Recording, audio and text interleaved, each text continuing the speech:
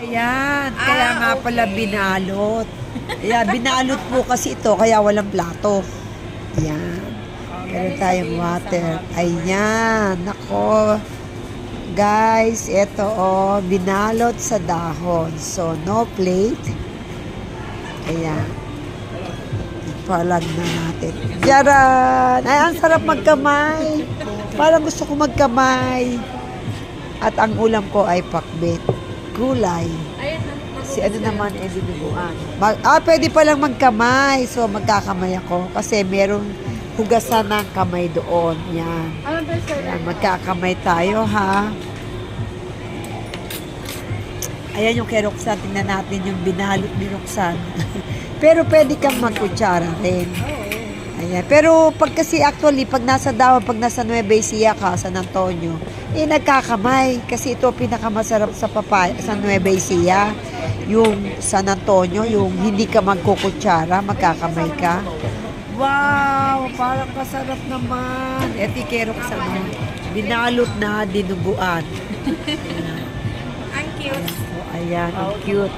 Tuwa-tuwa si Roxanne, binalot. Ako naman, wala akong isda. Ayan yan. Paano? I-ano ko na lang din siya dito. Oo, yan. Wow, ang galing naman. Pagkain. Binalot sa dahon.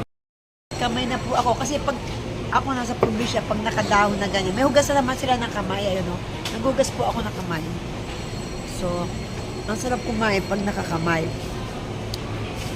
May isda sila, kaya lang kasama itlog. Bawal sa akin itlog eh. Bob. Para ako nasa Nueva Ecija. Para ako nasa papaya. Ay, kay Roxanne, no? Social po si Roxanne.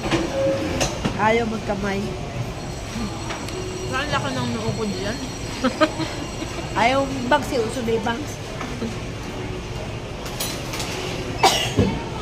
Hindi mo ipatis. Medyo matamang tapat na.